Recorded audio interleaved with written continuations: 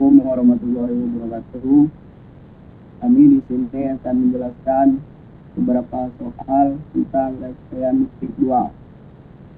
Baiklah, sebelum itu kami akan memperkenalkan diri. Yaitu saya sendiri, Arya Ardianta, dan teman saya Akbar Pratama, Resya Oka Putria, dan Fadil Ramadan Pratama. Setelah penjelasannya akan dilanjut oleh teman saya, yaitu Resya Oka Putria. Terima kasih kepada Arya Diansyah. Rangkaian transient. Fenomena peralihan dalam rangkaian listrik atau electrical transient adalah suatu manifestasi keluaran dari keadaan perubahan mendadak di dalam rangkaian listrik pada saat suatu saklar atau switch membuka, menutup, atau timbulnya gangguan atau kesalahan atau fault pada sistem tersebut.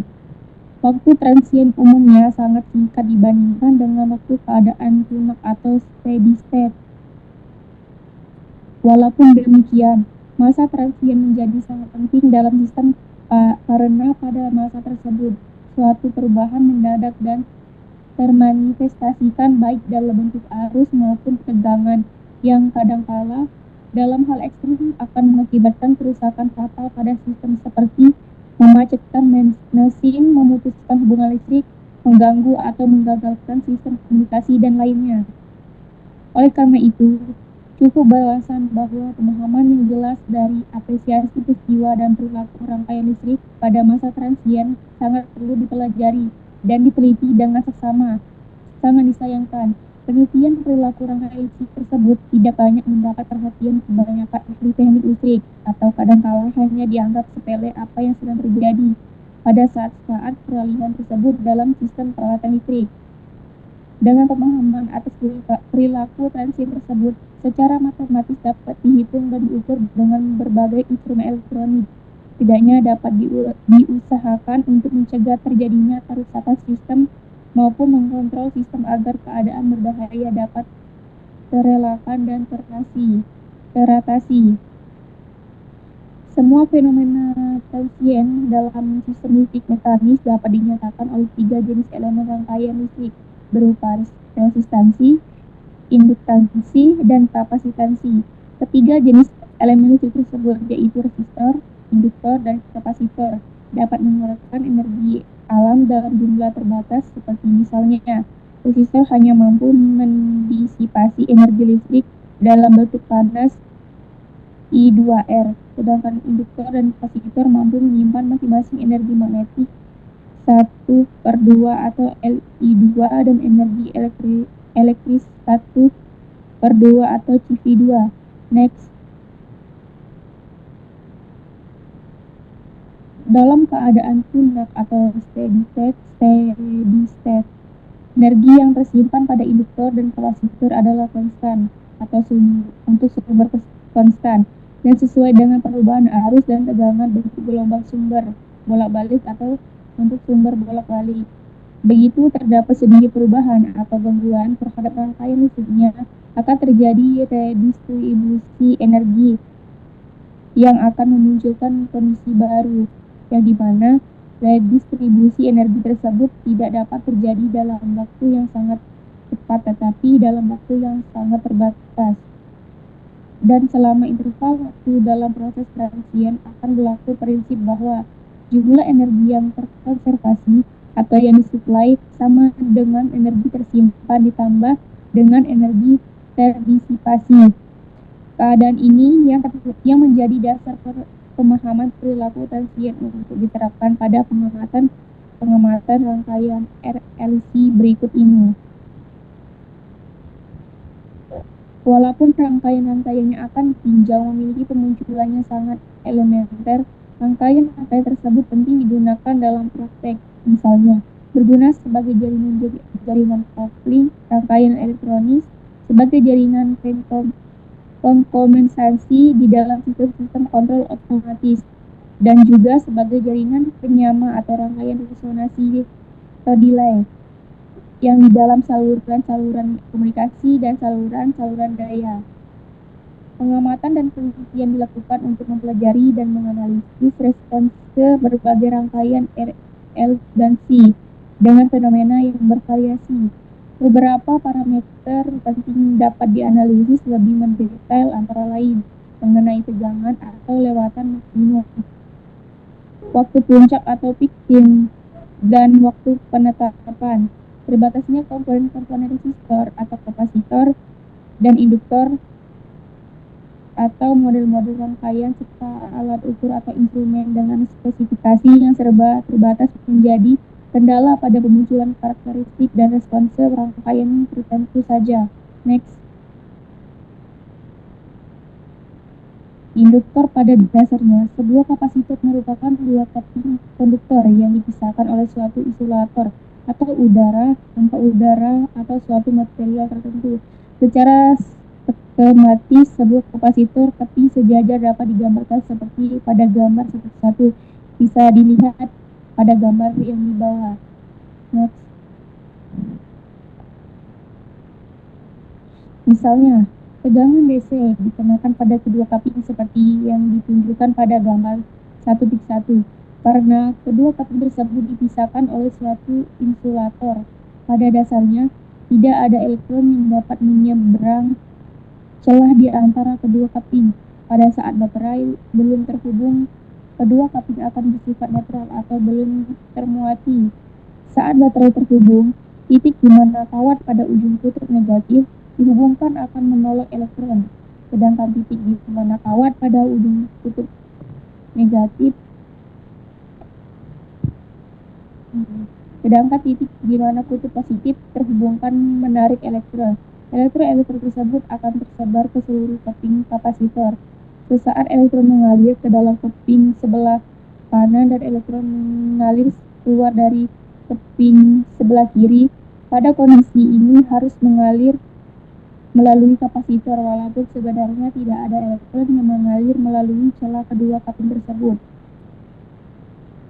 Setelah bagian luar dari kapling termuati, berangsur-angsur akan menolak muatan baru dari baterai karena arus pada kapling tersebut akan menurun besarnya terhadap waktu sampai kedua kapling tersebut yang berada pada tegangan dimiliki baterai. Kapling sebelah kanan akan memiliki kelebihan elektron yang terukur dengan muatan min Q dan pada kapling sebelah kiri termuati sebesar plus Q. Next.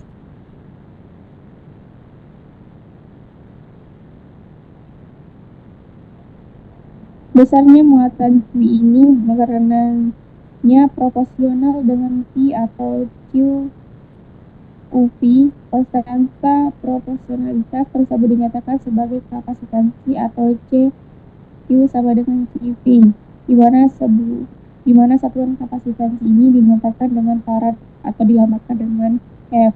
Secara umum, hubungan antara muatan dan tegangan untuk sebuah kapasitor dapat dituliskan sebagai Q sama dengan CV. Dengan demikian, arus I yang mengalir diberikan oleh I sama dengan dQ per dt sama dengan V dV per dt atau F sama dengan Q per C 1 per C sama dengan peserta I0 ITT plus V0.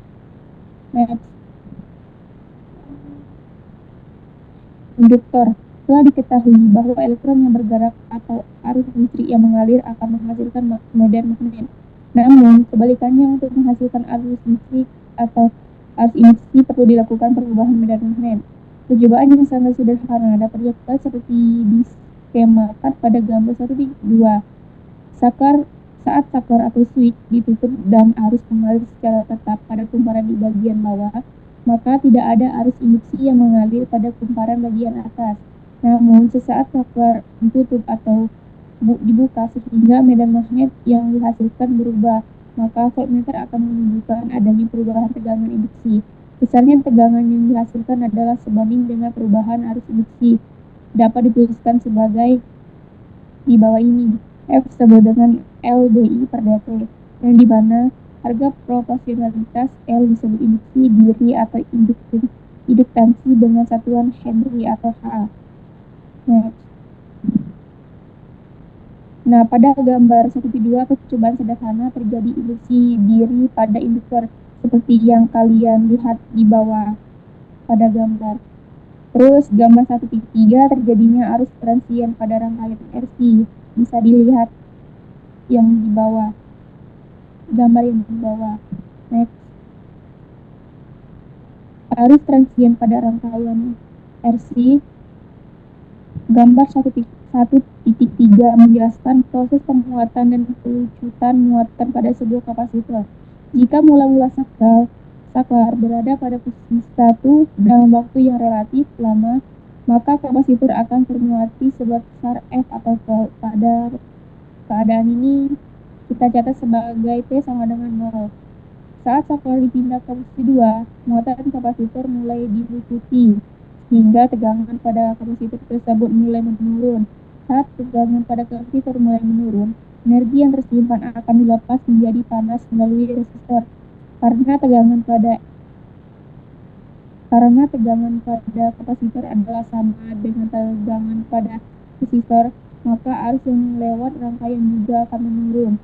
Proses ini terus berlangsung sampai seluruh muatan terlucuti atau tegangan dan arus menjadi nol sehingga rangkaian dalam keadaan stabil.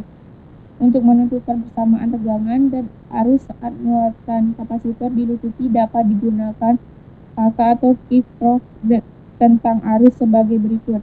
Next.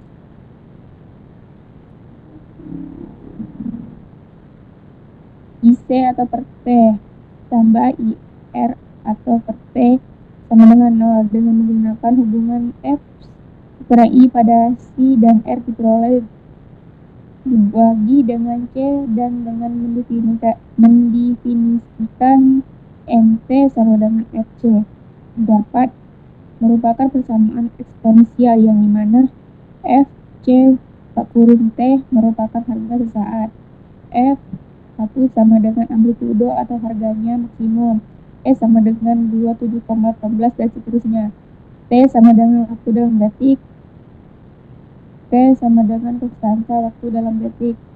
Next.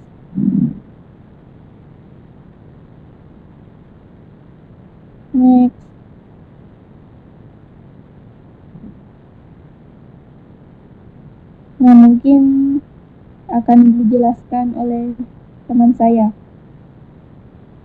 Baiklah, karena saya lanjutkan dengan soal bagaimana. Pertama, kita akan bahas nomor 1. Jika rangkaian tersebut pada saat T sama dengan 0 berada dalam kondisi steady state, cari Cc untuk T lebih besar dari 0. Dimana kita ketahui dengan resistor 3 ohm, masukkan 40 volt, T sama dengan 0, resistor 1/10 farad, dan dengan resistor 5 ohm. Selanjutnya kita ubah dimana pembuka T sama dengan 0 kita tutup, kemudian resistor kita tutup menjadi PC dalam kurung 0. Maka kita dapat PC dalam kurung 0 sama dengan 5 dibagi 5 ditambah 3 dikali 40 sama dengan 25 volt.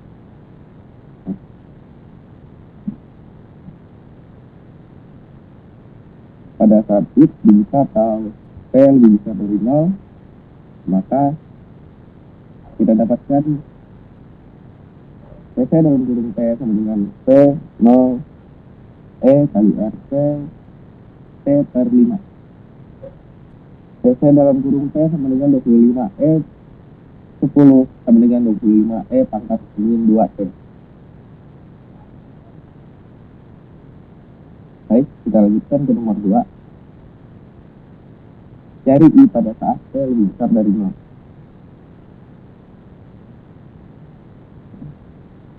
Pada saat T lebih besar dari 0,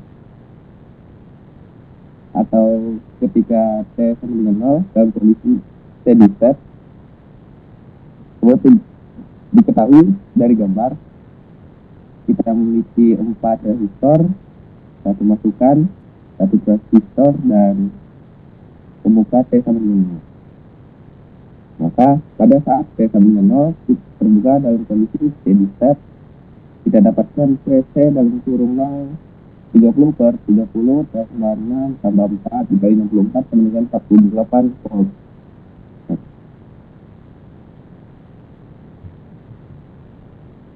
Pada saat T lebih besar dari 0, titik ditutup, maka kita dapatkan RT 15. RT sama dengan 15 ditambah 6 dikali 30 dibagi 6 ditambah 30 sama dengan 20 ohm. Kemudian kita perkecil gambarnya menjadi VC dalam kurung C sama dengan V0E.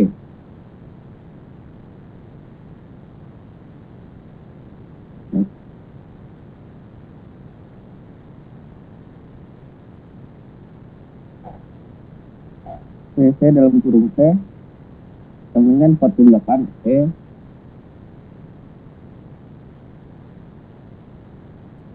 pangkat T per 20 kali 1 per 40 sama dengan 48E pangkat min 2T. Kemudian di T dalam kurung T sama dengan VC dalam kurung T per 20 dikurang 48E kurang 2T per 20. Didapatkan I sama dengan 30, I per 30 tambah 6T. I sama dengan 30 kali 48. 30 per 36 dikali 48 per 20. E pangkat min 2T sama dengan 2E pangkat min 2T. Baik, mungkin sekian dari kami. Maaf jika ada salah kata atau ucapan. Wabillahi taufiq wal hidayah. Wassalamualaikum warahmatullahi wabarakatuh. Sampai jumpa.